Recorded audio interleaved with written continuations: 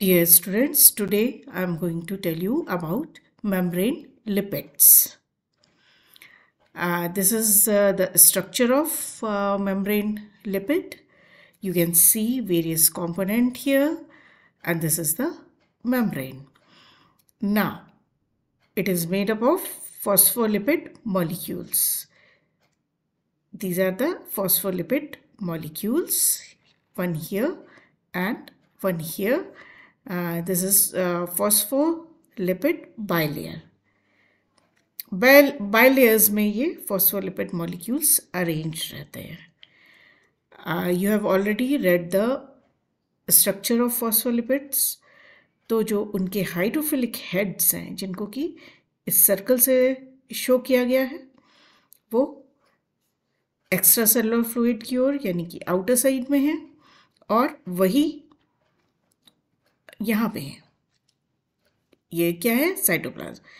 अगर हम इसको गोल एक सेल माने तो उसके आउटर साइड में हाइड्रोफिलिक हेड्स हैं और इनर साइड में जो कि साइटोप्लाज्म को फेस करते हैं.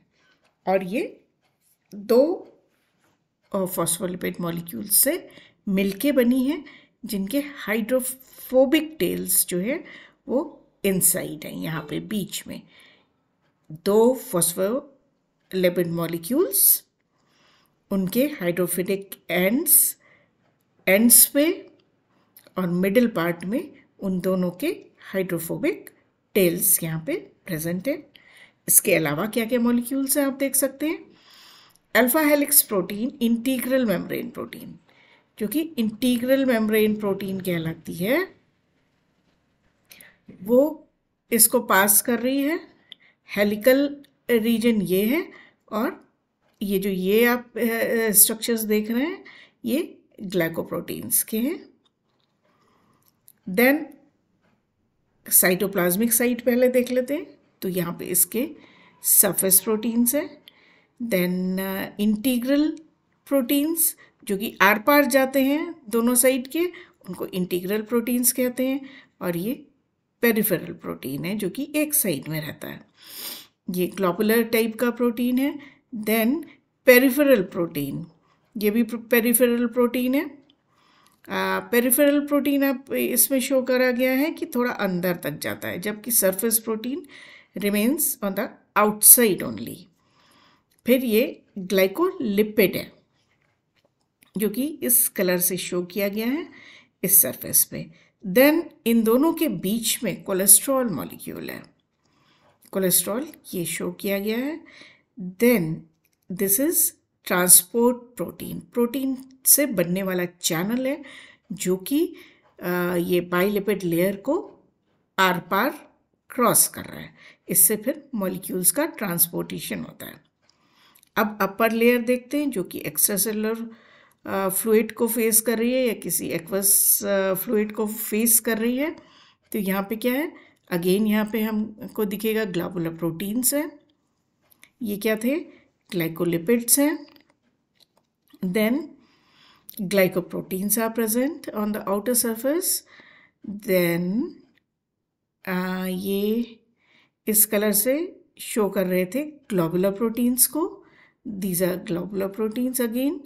Then glycolipids are there and again ये अल्फा हेलिक्स प्रोटीन है जो कि इंटीग्रल है. इंटीग्रल माने कि पूरी मेम्ब्रेन को स्पैन कर रहा है. सो मेम्ब्रेन लिपिड्स के बारे में हम पढ़ रहे हैं और this is the unit membrane.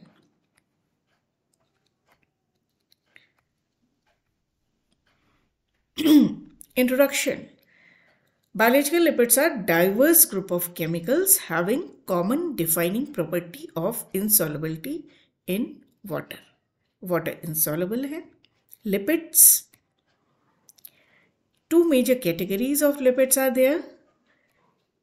One is storage lipid and other is membrane lipid.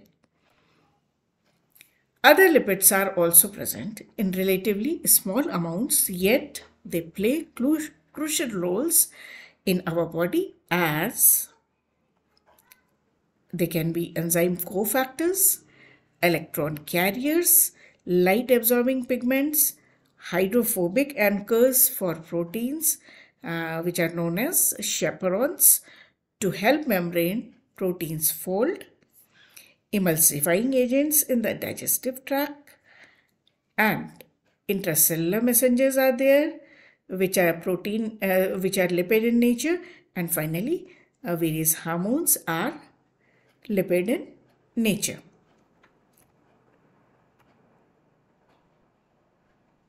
Membranes are 2 layers thick sheet-like structures. जैसा कि अभी देखा, membranes क्या है? 2 layers thick sheet-like structures formed by non-covalent assemblage of proteins, lipids and carbohydrates. हमने अभी ये जो स्ट्रक्चर देखा था, इसमें तीनों बायोलॉजिकल मॉलिक्यूल्स हैं. देखिए, प्रोटीन है, लिपिड है, कोलेस्ट्रॉल है और फॉस्फोलिपिड है. तो ये सारे तीनों हैं इसमें. इनसे एक sheet like structure membrane lipids बनाते हैं.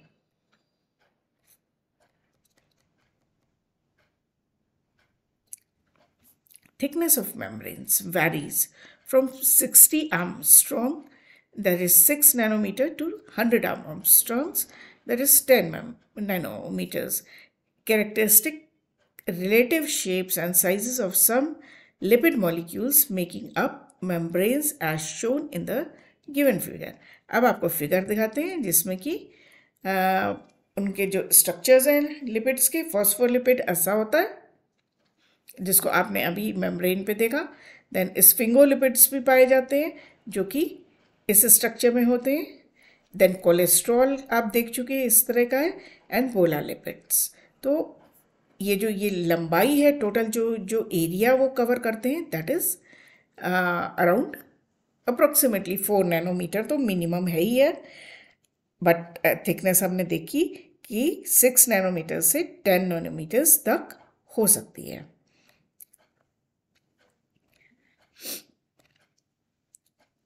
Biomembranes are amphipathic. What is amphipathic? They have both hydrophilic and hydrophobic parts in one molecule. Polar heads of lipid make hydrophilic part, and long hydrocarbon chains of fatty acids form non-polar tails or hydrophobic part. Hydrophilic moieties of the membrane lipids may be as simple as single OH, or they may be much more complex. Thus, polar part is commonly known as head and non-polar part as tail. हमने आपको head and tail उस figure में दिखाया था, जिनको round red colour से दिखाया गया था. वो पोलर हेड्स थे और टेल्स लंबी दिखाई गई थी. अब जब एक ही मॉलिक्यूल दोनों पार्ट्स को कैरी करेगा, हाइड्रोफिलिक और हाइड्रोफोबिक को, तो उसको क्या कहते हैं? Amphipathic molecule. आप ये स्ट्रक्चर फिर से देख लीजिए कि ये फॉस्फोलिपिड है एक, जिसमें कि fatty acid number 1, fatty acid number 2, इनमें है ग्लिसरॉल, देन फॉस्फेट, एक लास्ट ग्लिसरॉल से जुड़ा हुआ है फॉस्फेट, एंड देन कोलिन. तो यहाँ पे जो है, यहाँ पे हाइड्रोफिलिक पार्ट है which is known as polar head, and non polar part है हाइड्रोफोबिक टेल. इसका केमिकल फॉर्मूला इस तरह से लिखेंगे, और अगेन ये स्फीयर्स में ये इस तरह का स्ट्रक्चर दिखाएंगे, जिसको ये छोटे में इस तरह से दिखा रहे हैं, और इसको पिक्चर में यूज़ किया जाता है.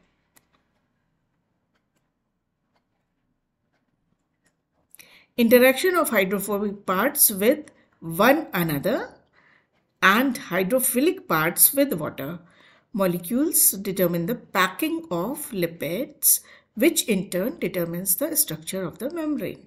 अभी जो हमने आपको मेम्ब्रेन दिखाई थी वो थी यूनिट मेम्ब्रेन या सेल मेम्ब्रेन थी. अब देखिए इसके अलावा और किस तरीके का स्ट्रक्चर लिपिड मॉलिक्यूल अज्यूम कर सकता है. ये शेप ऑफ लिपिड मॉलिक्यूल है और वो इस तरह से पैक होता है. ये लिपिड मिसल बन रहा है और ये लिपिड बाइलेयर बन रही है।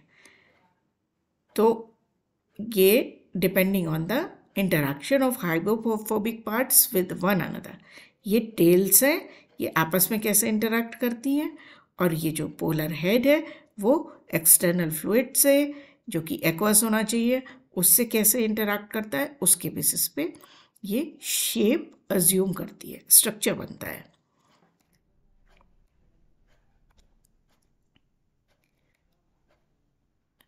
Spontaneous closure of phospholipid bilayers to form sealed compartment. अब हमारा जो सेल का स्ट्रक्चर है उसके सराउंडिंग फॉस्फोलिपिड बाइलेयर है जो कि सील्ड है। ऐसा नहीं है कि उसमें वो कहीं पे गैप है, गैप नहीं है, गैप चैनल्स हैं बट गैप्स नहीं है, और वो एक सील्ड बंद कंपार्टमेंट सा बनाती है जिसके अंदर साइटोप्लाज्म और डिफरेंट सबसेलुलर ऑर्गेनेल्स रहते हैं। So the closed structure is stable because it avoids the exposure of hydrophobic hydrocarbon tails to water, which would be energetically unfavorable. अगर ये खुली रहेगी शीट लिपिड बाइलेयर की तो वो एनर्जेटिकली अनफेवरेबल है। तो क्या होगा, उसकी टेंडेंसी होगी कि यहाँ पे चूँकि हाइड्रोफोबिक टेल्स भी हैं जो कि पानी से एक्सपोज हो रही हैं, तो वो उनकी टेंडेंसी होगी कि वो अंदर जाए और अवे फ्रॉम वाटर हो, इसलिए ये आपस में सील हो जाता है, फॉस्फोलिपिड बाइलेयर बन जाती है, and this is energetically favourable. According to fluid mosaic model of membrane by S.J. Singer and Garth L. Nicholson in 1972, it consists of mosaic of components including phospholipid, cholesterol, proteins, carbohydrates that gives the membrane a fluid character. अब जो membrane हमने आपको first page पे दिखाई थी, वो first slide में दिखाई थी, वो फ्लूइड है। आपको पता है कि लिपिड्स जो हैं वो फ्लूइड भी होते हैं और जमे हुए भी होते हैं, तो फ्लूइड है, टेंडेंसी फ्लूइड की है, और उसके अंदर उस फ्लूइड में प्रोटीन्स, कार्बोहाइड्रेट्स मूव करते रहते हैं। इवन ये फॉस्फोलिपिड्स भी लेटरली मूव करते हैं और समटाइम्स अपसाइड डाउन भी होता है उनका, फ्लिप फ्लॉप जिसको कहते हैं, वो आपस में ऊपर नीचे फ्लिप फ्लॉप भी करते हैं। और ये जो मोज़ैक ऑफ कंपोनेंट्स माने कि उसमें कार्बोहाइड्रेट्स और ये सारे होते हैं, ये उस फॉस्फोलिपिड को डिसरप्ट करते हैं, जो लेयर बन रही है उसको बार बार डिसरप्ट करते हैं, उससे उसका फ्लूइड कैरेक्टर मेंटेन रहता है। Membranes are asymmetric. That is, components of two faces of lipid bilayer always differ from each other, which means कि जो लिपिड लेयर की एक सिंगल लिपिड लेयर है, फॉस्फोलिपिड लेयर है, उसमें जो एक फॉस्फोलिपिड है वो ऊपर और नीचे सेम नहीं होता। एक लेयर में पोजीशन नंबर 1 पे जो फॉस्फोलिपिड है, पोजीशन नंबर 2 पे जो नीचे फॉस्फोलिपिड है जो कि साइटोप्लाज्म फेस कर रहा है, वो आपस में एक दूसरे से अलग हो सकते हैं। That is why these are asymmetric. अब इसमें आप ये देखिए, कलर से इसी बात को डिपिक्ट किया गया है कि ये एक लेयर है, सिंगल लेयर है, ये दूसरी लेयर है। यहाँ पे रेड कलर से दिखाया गया एक तरह का फॉस्फोलिपिड, ये दूसरी तरह का फॉस्फोलिपिड है, ये यहाँ पे दूसरा है, ये दूसरा है, एंड सो ऑन। तो आउटर लेयर में एक्स्ट्रासेलुलर स्पेस पे कौन सा फॉस्फोलिपिड है और अंदर कौन सा फॉस्फोलिपिड है, वो आपस में वेरी भी करते हैं, और आमने सामने भी ज़रूरी नहीं है कि ये यहाँ पे जो है वही यहाँ पे हो, ये साइडनेस होती है। आप ये देखिए, ये नेगेटिवली चार्ज्ड दिखाया जा रहा है यहाँ पे। तो ऐसे फॉस्फोलिपिड्स हैं जिन पे जिनके हेड्स पे नेगेटिव चार्ज है। Functions of lipids. Membrane lipids. It is widely recognized that lipids play multiple roles that either collectively or individually influence cell processes. ये जो लिपिड्स हैं जिनके बारे में हम बात कर रहे हैं वो बहुत सारे फंक्शंस परफॉर्म करते हैं।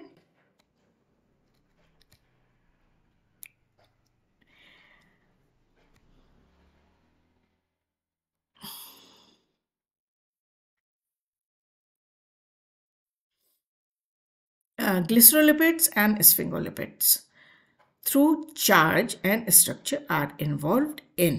उनका चार्ज और उनका स्ट्रक्चर क्या क्या कर पाता है? DNA replication. Second is protein translocation. ये ईपीआर पे प्रोटीन ट्रांसलोकेशन में साइटोसॉल से मेम्ब्रेन के ईपीआर की ल्यूमेन में, फिर वो बाहर। तो इस तरह से ये जो मूवमेंट है प्रोटीन का वो लिपिड की ग्लिसरोलिपिड्स और स्फिंगोलिपिड्स के पे जो चार्ज और स्ट्रक्चर है उसकी वजह से हो पाता है। देन सेल्स के सरफेसेस पे डिफरेंट चार्जेस होते हैं, डिफरेंट स्ट्रक्चर्स होते हैं। बैक्टीरिया का इस तरह से दिखता है। अगर हम ये डिपेक्ट करने का तरीका है, ह्यूमन सेल्स या एनिमल सेल्स ऐसे दिखते हैं और उनके ग्लाइकोप्रोटीन्स जो है तरह तरह से उनके सरफेसेस पे दोनों साइड पे डिस्ट्रीब्यूटेड होते हैं।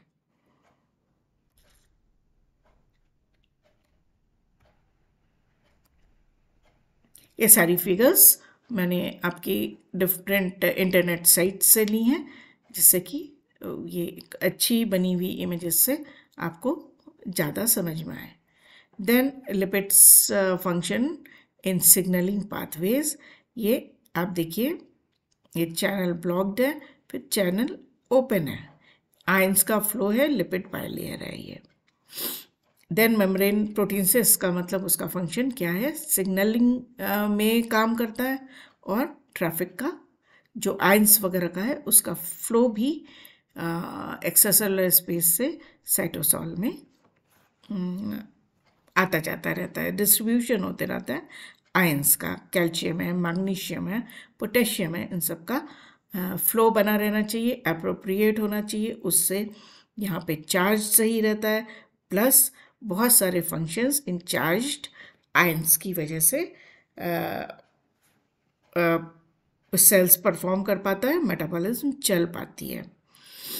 ये यहाँ पे न्यूरोट्रांसमीटर दिखाया गया है, release from axon terminal of presynaptic neuron.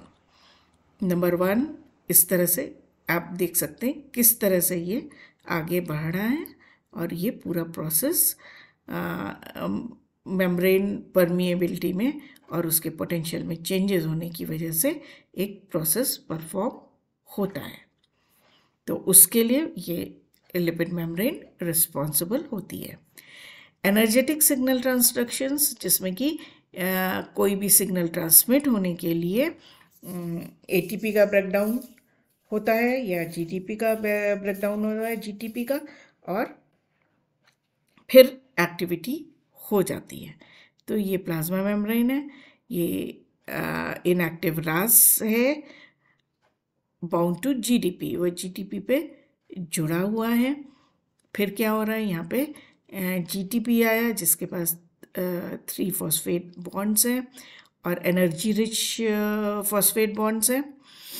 Aras GTP is active state and gets exchanged for GTP to GDP with the help of guanine nucleotide exchange factors। ये सारे फैक्टर्स हैं, इनकी वजह से फिर एनर्जी रिलीज होती है। जब फॉस्फेट बॉन्ड्स ब्रेक होते हैं तो जीटीपी बन जाता है और एनर्जी रिलीज होती है, and this happens on the plasma membrane.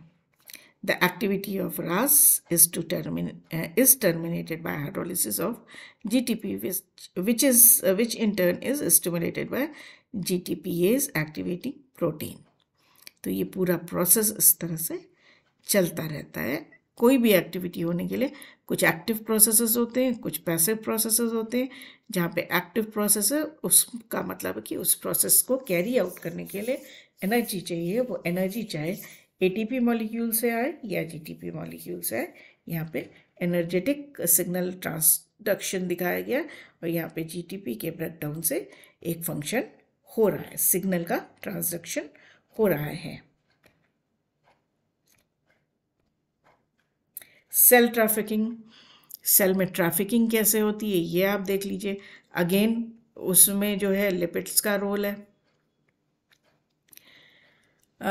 ऑटोफेगोसोम है ये क्लैथरिन कोटेड ट्यूब है, सॉरी एंडोसोम है, वो उसमें कुछ भी एंडोसाइटोसिस से आता है तो अर्ली एंडोसोम बनता है, वो मल्टीवेसिकुलर बॉडी या लेट एंडोसोम में कन्वर्ट होता है, then that is fused with lysosome और लाइसोसोम बना देता है, और ऑटोफेगोसोम्स जो हैं वो उसमें आके जुड़ जाते हैं।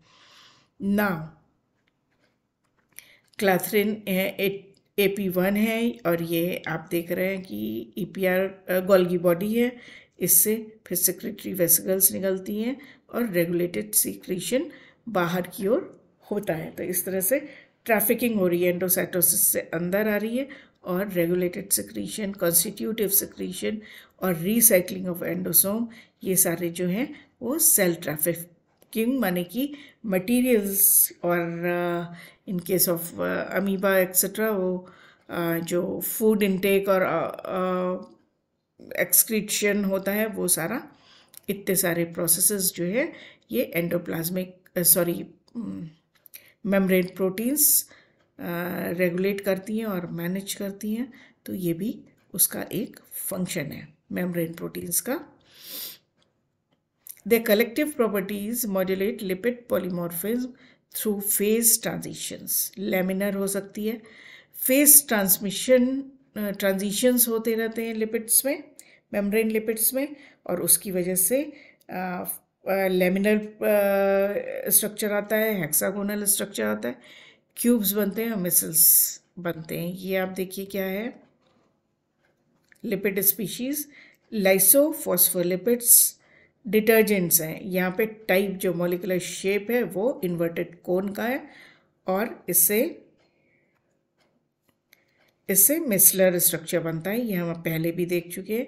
फिर कौन सी लिपिड की स्पीशीज़ ये बना रही है, phosphatidyl choline, sphingomyelin, phosphatidyl serine, inositol, glycerol, phosphatidic acid, cardiolipin, digalactosyl, diglyceride, इन सब का जो बाइलेयर स्ट्रक्चर इस तरह का होता है और ये बाइलेयर बनाने के लिए प्रेफरेबल है।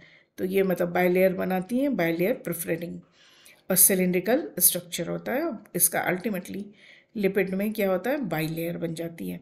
देन ये phosphatidyl ethanol amine, calcium plus chlorine अगर यहाँ पे होगा, ये PA, low pH, calcium, magnesium, monogalactosyl glyceride, again इसमें ये इस तरह का कोन लाइक स्ट्रक्चर है, टाइप 2 है ये। अनसैचुरेटेड फैटी एसिड्स ऐसे दिखते हैं, सेरामाइड ऐसा दिखता है, डाइएसाइल ग्लिसरॉल का भी स्ट्रक्चर ऐसे कोन लाइक है। ये टाइप 1 था, ये टाइप 2 है। इसमें आप देखिए कि पोलर हेड इस तरह से अंदर की ओर दिखाया गया, जबकि इसमें बाहर की ओर दिखाया गया। अगेन कोन तो है ही है, तो ये इस तरह का उल्टा स्ट्रक्चर, हेक्सागोनल स्ट्रक्चर बनाता है। तो they collective properties modulate lipid polymorphism. Lipid बहुत से शेप्स एंड साइजेस में दिखता है through phase transition laminar, hexagonal, cubic और मिसलर फॉर्म्स में ये मिलते हैं। Due to their phase transition property, lipids are involved in enzyme conformational changes. अभी जो एंजाइम्स हैं उनका कन्फॉर्मेशन चेंज होता है और उसको चेंज कराने में लिपिड्स का रोल होता है। ये इनएक्टिव कैटालिटिक डोमेन, खाली एंजाइम का पूरा स्ट्रक्चर ना दिखा के खाली इनएक्टिव कैटालिटिक डोमेन दिखाया जा रहा है। एक सिग्नल मॉलिक्यूल डाइमर के फॉर्म में आता है और वो जब यहाँ पे जुड़ जाता है तो ये एक्टिव कैटालिटिक डोमेन बन जाता है। ठीक है, ये सारा काम यहाँ पे लिपिड्स के सपोर्ट से हो रहा है। सिंगल मॉलिक्यूल आएगा, सिग्नल मॉलिक्यूल है तो भी एंजाइम एक्टिवेटेड हो जाएगा. तो again this is considered the role of lipid membranes. Then enzyme linked receptors होते हैं. ये इनके बारे में फर्दर बताया गया है कि the 3 largest classes of cell surface receptors में से एक जो है एंजाइम लिंक्ड रिसेप्टर है, जिसका कि एग्जांपल ये दिया गया है. These receptors are either enzyme themselves or are directly associated with the enzyme that they activate. These are single pass transmembrane receptors, the enzymatic portion of the receptor being intracellular. The majority of enzyme linked receptors are protein kinases or associate with the protein kinases. ये enzyme के बारे में ज़्यादा बताया गया, but इसका membrane protein से relation है. और वो क्यों हो पाता है? क्योंकि फेज ट्रांजिशन आ जाता है इस मेम्ब्रेन में प्रेजेंट लिपिड्स में.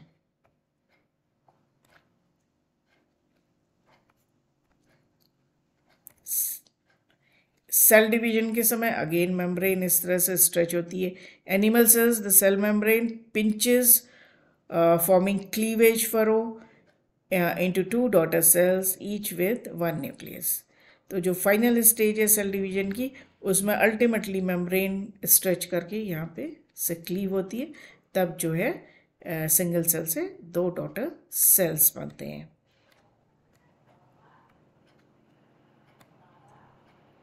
सेल फ्यूजन, अनफ्यूज सेल्स हैं. There are techniques to fuse 2 cells. तो फ्यूजन में भी अल्टीमेटली ये मेम्ब्रेन्स फ्यूज होंगी और this is finally fused. Cells को फ्यूज होना है तो मेम्ब्रेन्स को पहले फ्यूज होना पड़ेगा आपस में. And this is the apoptosis. Apoptosis is also known as program cell death. आप ये देख सकते हैं कि अपोप्टोटिक साइटोप्लाज्म में एक्सटर्नलाइजेशन ऑफ फॉस्फोलिपिड है. फॉस्फोलिपिड जो है वो जो यहाँ पे दिख रहा है नॉर्मल सेल है, उसमें ये स्ट्रक्चर है इंटैक्ट सेल. जब ये सिग्नल आता है किसी वजह से इसको प्रोग्राम सेल डेथ के फेज में जाना है, तो फिर क्या होता है, ये वाले यहाँ पे जो प्रेजेंट हैं फॉस्फोलिपिड्स वो फ्लिप फ्लॉप होके दूसरी ओर चले जाते हैं और इस मॉलिक्यूल को बाइंड कर लेते हैं. This is annexin VPE conjugate. ये यहाँ पे अगर बाइंड होना है तो ये इससे बाइंड नहीं हो पाता है, इससे बाइंड हो सकता है, तो ये ऊपर आ गया. तो this is a process of detection of apoptosis cell. मतलब सेल डाई कर रहा है, प्रोग्राम सेल डेथ हो रही है, और उस समय वो इसको अगर बाइंड कर लेता है तो उसका मतलब कि वो डाइंग सेल है. और भी कुछ फंक्शंस हैं जिनमें मेम्ब्रेन्स इन्वॉल्व्ड हैं. सॉरी ये so this is the end of membrane functions, and this is the end of this lecture also. Thank you. If you like my lecture, please like it, share it, and subscribe it. I will taking up more of this in the next lecture.